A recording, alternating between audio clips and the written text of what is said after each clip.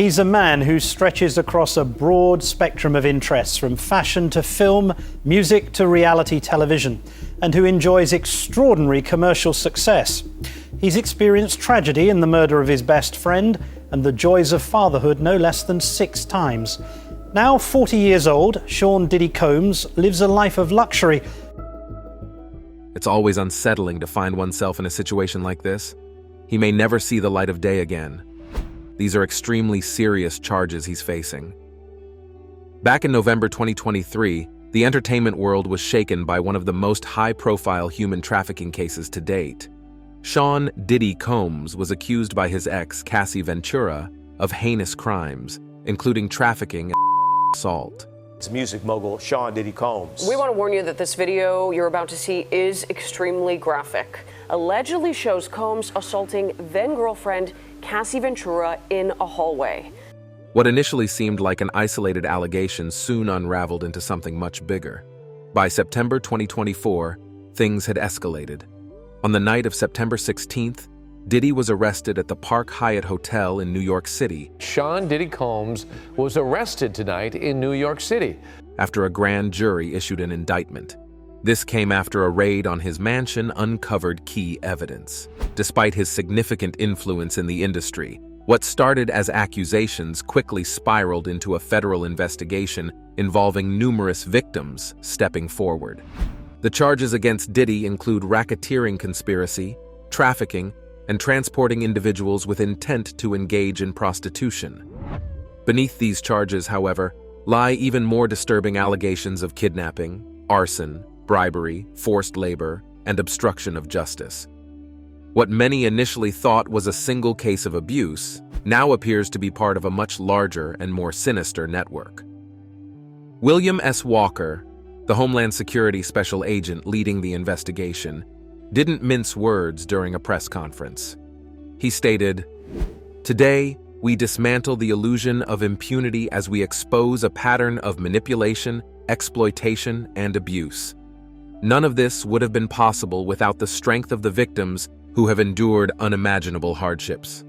This statement highlights the weight of the evidence collected, and although Diddy hasn't been convicted yet, the case against him seems overwhelming. The courage to speak out. The legal proceedings against Diddy gained momentum thanks to the bravery of Cassie Ventura and a rising artist known as Lil Rod. Despite threats to their careers, they refused to stay silent. Their allegations sparked a wave of other victims coming forward, exposing what they described as a hidden culture of abuse in the industry. Since then, the case has become a turning point for many survivors, encouraging others to share their stories. While Diddy's legal team, led by attorney Mark Agnifilo, has been working relentlessly to secure his freedom, their defense strategies have raised eyebrows. Agnifilo's central argument is that Diddy is being targeted unfairly due to his success and prominence as a black entrepreneur. If the claim is that he had unwanted, that claim is baseless. And it will be proven to be baseless when we have a trial. According to the attorney, the government has been looking for ways to take Diddy down ever since he began building his businesses. He asserts that, despite paying taxes, contributing to his community and running legitimate enterprises, Diddy's personal life has become the focus of unwarranted scrutiny. This defense strategy is not without precedent. Similar claims were made during the trial of singer R. Kelly, who faced trafficking charges and was ultimately sentenced to 30 years in prison.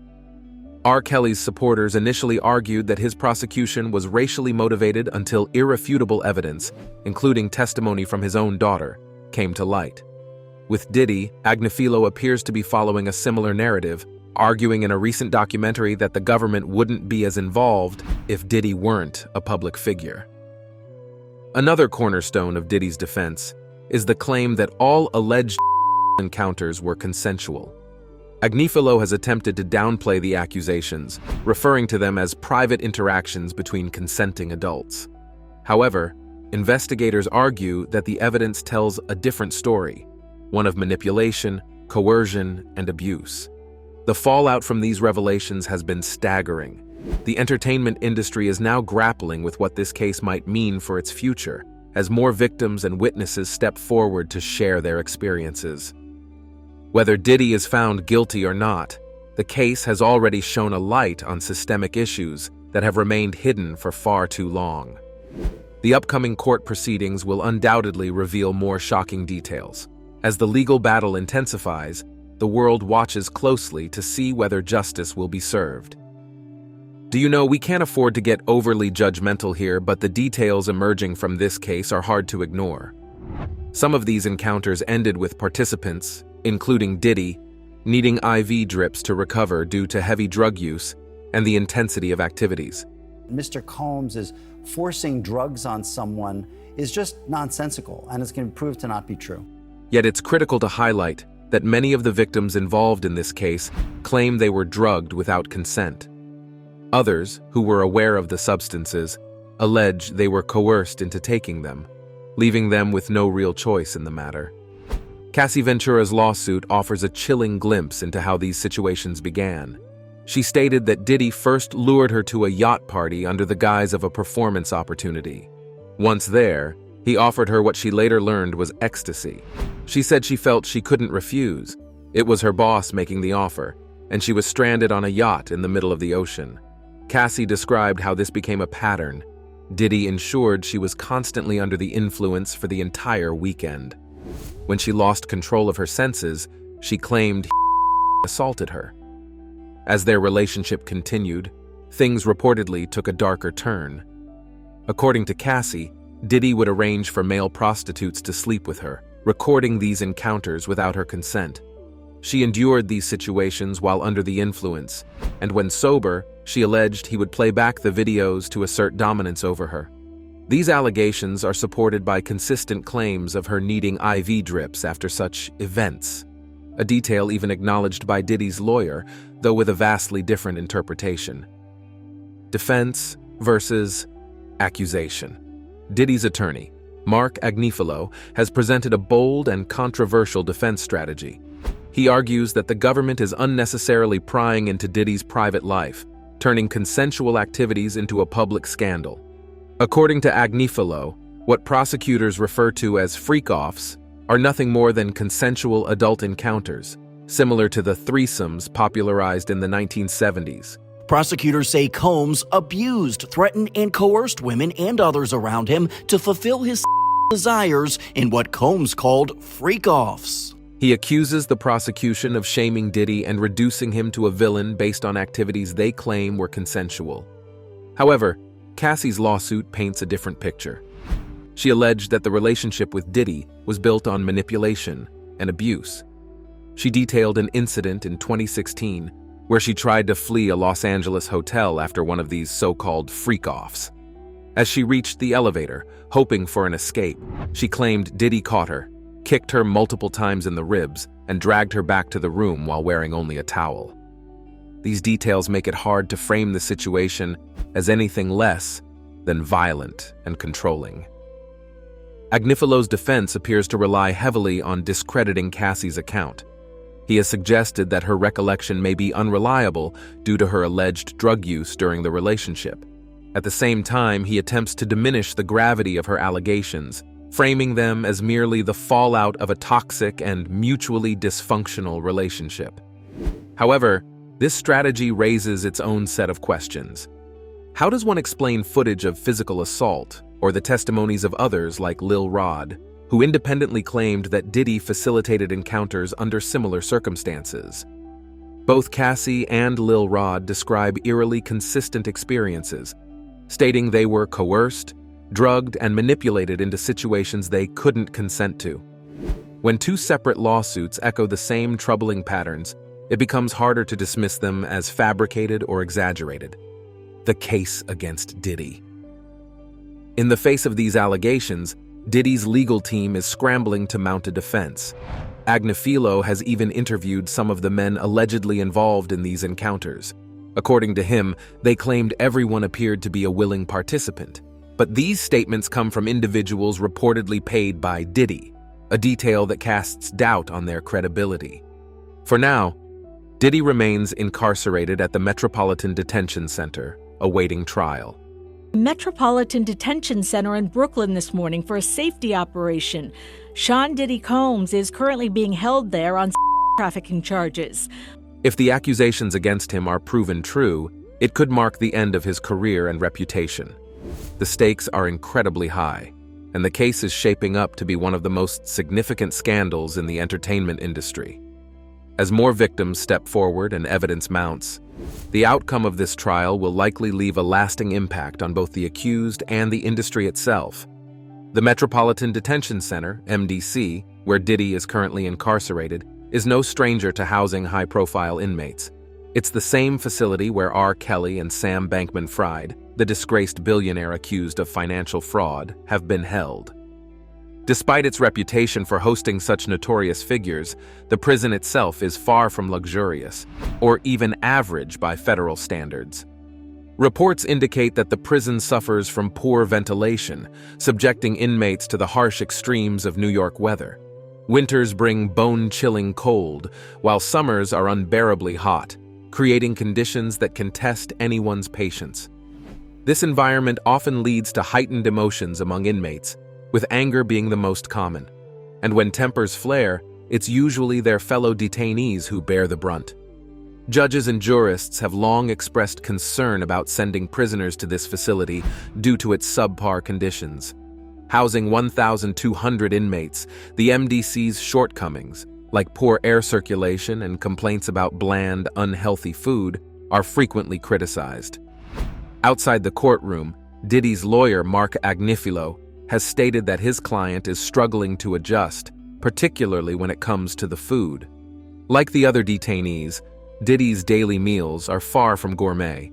Breakfast typically consists of cereal, fruit, and breakfast cake, with occasional servings of oatmeal and toast.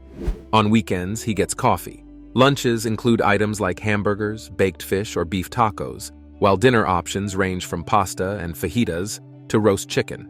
Vegetarian alternatives such as lentils and tofu are also available. Though described as heart-healthy, the meals have been criticized for their lack of flavor.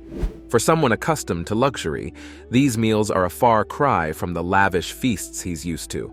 However, Diddy does have access to the commissary, where he can purchase additional food items using funds deposited by family or friends. Despite the complaints about treatment, he has been placed in a section of the prison reserved for high-profile inmates and currently shares a cell with Sam Bankman-Fried. Given this arrangement, some question what other special treatment he might expect. Bail denied. The fight for freedom. Following his September 16th arrest, Diddy's legal team made swift moves to secure his release on bail. Initially, they offered $50 million, far exceeding the standard $2 million bail amount, in hopes of persuading the court. However, their efforts were met with immediate rejection. A second attempt was made on September 18th, but U.S. District Judge Andrew Carter Jr. also denied the request. Prosecutors presented compelling arguments against bail, citing Diddy as both a flight risk and a potential threat to witnesses. They claimed he could intimidate witnesses or interfere with the investigation, pointing to evidence that he had made repeated phone calls to one of the witnesses prior to his arrest. 128 calls, to be exact. Agnifilo argued that these calls were irrelevant and that the court had made procedural errors in denying bail. He also stated that Diddy's quality of life in prison was a concern, though the prosecution countered that the timeline for presenting evidence and moving forward with the trial was under the court's control, not Diddy's. Undeterred, Diddy's legal team prepared a third appeal, this time waiting for the presiding judge to change to Judge Arun Subramanian. To strengthen their case, they offered not only $50 million, but also Diddy's mansion and his mother's house as collateral. They proposed strict conditions, including GPS monitoring, to assure the court of his compliance. When prosecutors raised concerns about his private jet enabling a potential escape, Sean Diddy Combs' private plane landed in Miami on Wednesday after two of his homes were raided by officials earlier this week. P. Diddy's Miami and LA homes were raided by Homeland Security in regards to a human trafficking case. Diddy's team offered to sell the aircraft to alleviate any fears. Additionally, they suggested severely restricting his communication, limiting it to essential contacts only. Despite these extensive measures, the decision to grant bail remains uncertain. The prosecution continues to argue that his release could undermine the integrity of the case, especially given the nature of the allegations and the potential for witness intimidation. For now, Diddy remains behind bars at the MDC, awaiting further developments.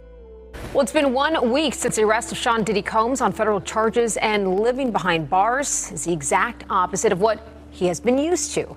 Everyone close to Diddy, his mother, his children, family, and friends, stands by him. According to his defense, Diddy is just like any other man who deeply loves his family. His lawyers assured the court that if released on bail, he wouldn't contact any female witnesses. But critics quickly pointed out a glaring oversight. Some of Diddy's alleged victims are male. Why shouldn't the communication restrictions cover them too? Despite these promises, his third bail request was denied. Now, all Diddy can do is wait until May 5, 2025, when his trial begins, a date that could determine if he walks out a free man or spends years, even life, behind bars. Interestingly, this isn't Diddy's first legal run-in. Earlier this year, in April, he was arrested for assaulting a record executive. Sean Diddy Combs was arrested tonight in New York City. While his legal team remains optimistic that his behavior in jail might sway the court to grant bail eventually, the odds seem increasingly slim. As the world closely watches this unfolding scandal, leaks from the case have stirred controversy, jeopardizing a fair trial. Many have eagerly awaited concrete evidence regarding the alleged freak-offs, and some of the first pieces surfaced in shocking ways. One key moment was the release of hotel footage showing Diddy assaulting Cassie Ventura in a lobby. Video, captured on multiple cameras, shows Combs assaulting his then-girlfriend Cassie Ventura in a hallway at a Los Angeles hotel in March 2016. Though he initially denied the allegations, Diddy later issued a public apology when CNN aired the damning video. His legal team moved quickly, settling with Cassie for $30 million to resolve the lawsuit. Following this, Diddy's attorney, Mark Agnifilo, sought a gag order to restrict federal agents and prosecutors from sharing details of the case with the media. This move came after leaked statements and evidence from the investigation were reported by a major news outlet, with one insider describing the alleged evidence as disturbingly sick. Agnifilo argued that publicizing such information was unfair and would harm Diddy's chance at a fair trial. However, prosecutors opposed the gag order, claiming its terms were overly broad and unreasonable. They noted it would even restrict agencies like Homeland Security, which don't directly answer to the court. Judge Arun Subramanian ultimately refused the gag order but issued a stern warning: no more leaks. He ordered all parties, including the prosecution, defense, and jury, to exercise caution when discussing the case publicly. According to the judge, ensuring a fair trial was paramount, especially for a case this high profile. Unchecked leaks could devalue evidence or compromise justice for any real victims. Prisoners are only allowed 2 visitors a year. One prisoner even told his wife to leave him and move on with her life, knowing that the prison had taken away more than just his freedom. It had taken his connections, his old life, and his hope. If someone steps out of line, the punishments are severe. Prisoners may be sent to a pitch-black cell with only a metal bucket, a wooden perch, and no light. It's quiet, but far from peaceful. The darkness and isolation only intensify the psychological strain. Some prisoners reach a point where they harm themselves, swallowing things like nails or spoons to get sent to the prison hospital, a place that, compared to their cells, feels like a small escape, even if only temporary. Escaping Pac is impossible. Surrounded by freezing waters and armed guards, even the most determined wouldn't make it far. For most inmates, the end of their story is a simple burial in a nearby village, with a serial number in place of a name. Black Dolphin Prison, Russia's Black Dolphin Prison in the Orenburg region, is known as one of the country's scariest prisons. Criminals across Russia fear it deeply. Human rights barely seem to matter behind its walls.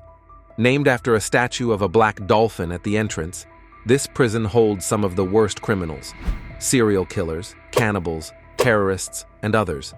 Interestingly, the dolphin statue wasn't made by any famous artist. It was crafted by the prisoners themselves.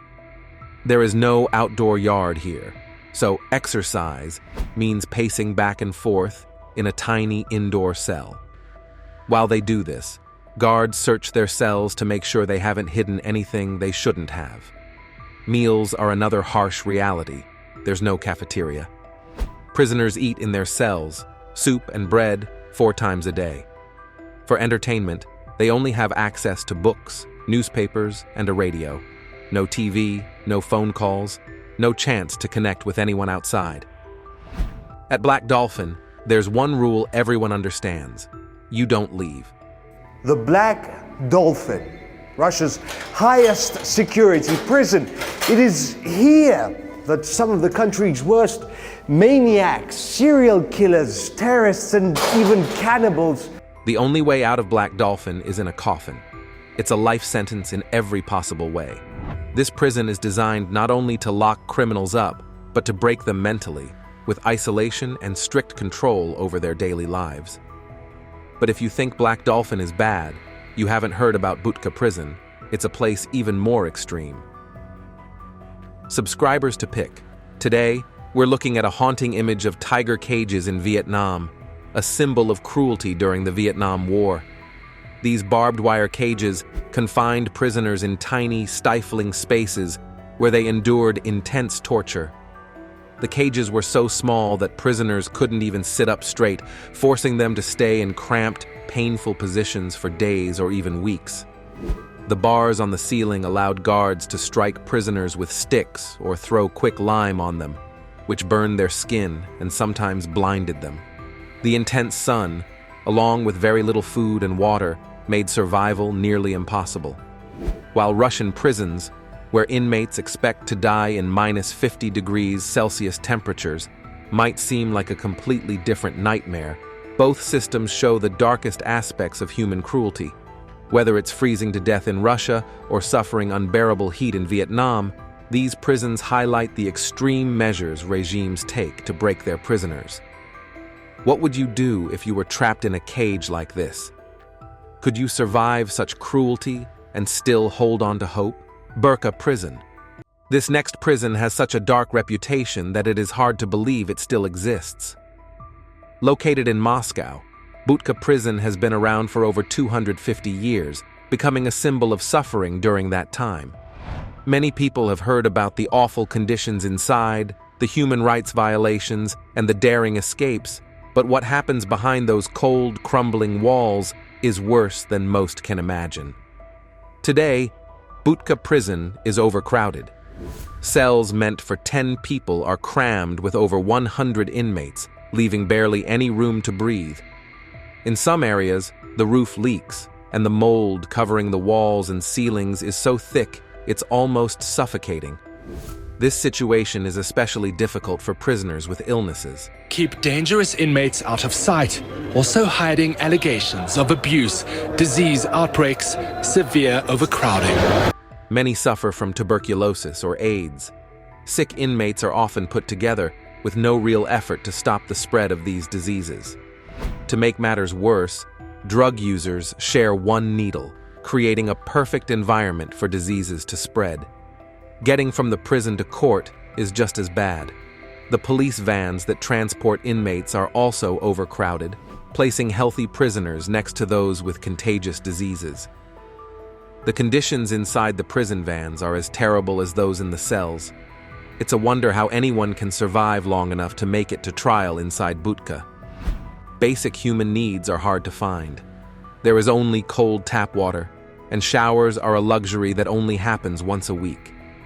Anything beyond that, like food, a television, or even a fridge, must come from the inmates themselves or their families. If they are lucky enough to receive a care package, it might arrive a day late. It is clear that the prison system does not care about the well-being of those locked inside. Instead, inmates are left to fend for themselves with little help from the authorities. Communication with the outside world is nearly impossible for prisoners. For those who can afford mobile phones, they become a lifeline, but they come at a steep cost. Phones inside the prison are so rare and fragile that they are called crystalware. Getting one is expensive, and keeping it hidden is even harder. Guards regularly search for phones, and losing one if it's found is common. Some guards do not bother to report finding a phone. They would rather keep it for themselves. Escape attempts used to happen more often, but now they are almost impossible. The last successful escape was in 2010, when a young man named Vitaly managed to break free from the prison's mental ward. He overpowered a guard and jumped over the fence and barbed wire, disappearing. The media was fascinated by his story, calling his escape fantastic and supernatural. Prison guards were left scratching their heads, wondering how he scaled a 5-meter wall in seconds. However, Vitaly's freedom did not last long. He was caught 2 years later in Finland and brought back to Butka. Since then, security has become even tighter, with over 400 cameras now watching every corner of the prison, making escape attempts a thing of the past. Despite the high-tech surveillance and strict security, life inside remains brutal. The prisoners here are awaiting trial and have not yet been convicted of any crime, but they are treated as if they have already been sentenced to death. The guards show little sympathy. It is not uncommon to hear of inmates taking their own lives or being found dead under suspicious circumstances. There are whispers of torture, and marks of violence are often seen on the bodies of the deceased. Speaking of torture, this next prison was specifically designed to break prisoners down mentally. It's really hard to, even now, hard to describe. And that's what they wanted to do. They wanted to remove our sense of individualism, remove our sense of humanity, and give us each a number. Lefortovo Prison. Lefortovo Prison, located on the outskirts of Moscow, has long been a symbol of fear and control in Russia. Built in the late 1800s, it was originally designed under French rule. Tucked away in an unassuming 4-story building, it later became famous for its role during Soviet times. Lefortovo isn't just a prison. It is a place meant to break a person, especially those who dare to challenge the Russian government. The yellow-walled building, shaped like the letter K, feels like a trap from the moment you enter. Every former inmate describes it as a place built to make you feel isolated. The prison's corridors are covered with worn-out carpets that muffle sounds, creating a chilling quietness. It's as if the prison itself is trying to erase any trace of life. Even though Lefortovo is technically a pre-trial detention center, prisoners can spend years locked up there waiting for their cases to move forward, and some never leave. In the early 2000s, Lefortovo was transferred from the Federal Security Service to the Justice Ministry. This change came after a request from the Council of Europe, which wanted to separate investigative bodies from the management of prisons. Yet despite this change, Lefortovo's reputation for harsh treatment remained. Life inside Lefortovo is all about control. Prisoners are allowed short walks in small enclosed yards surrounded by high walls. These walks are brief, lasting just an hour, and even then, prisoners cannot hear each other. A central radio system blasts music throughout the compound to ensure absolute isolation. There is no talking, no sharing of thoughts, and no human connection, just walls and noise. After spending 10 days in quarantine, new prisoners are moved to cells where they either stay alone or share the space with 1 or 2 others. The cells themselves are tiny, about 85 square feet, just big enough for a bed, a small table, and a chair. There is a barred window, but it hardly lets in any natural light.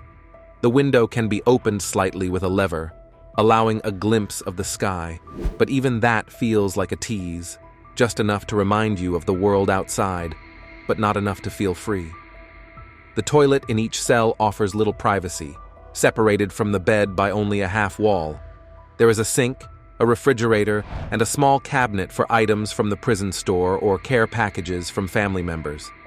The TV, which only shows state-run channels, is a constant reminder of the propaganda fed to inmates day and night. Every few minutes, a guard peers into the cell through a circular window on the door, ensuring the prisoner remains under constant watch. Showers are a rare luxury, allowed only once a week. The entire structure of the prison, from the guards' behavior to the strict routines, is designed to crush any sense of individuality. Former prisoners say it is made clear from the moment you arrive that you are no longer a person with rights. You are entirely at the mercy of the system. Interrogations at Lefortovo are marked by the clanging of metal. Guards signal to each other by banging their keys together, a way of announcing that a prisoner is being moved to an interrogation room.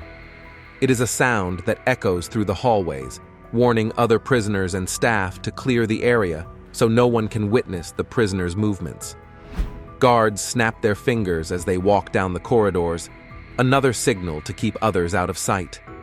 Russian journalist Ivan Safronov, who spent over 2 years in Lefortovo, once said that the moment you arrive, you stop being a person with rights. Inmates like Safronov describe the prison as a frozen place, a world where isolation becomes your reality.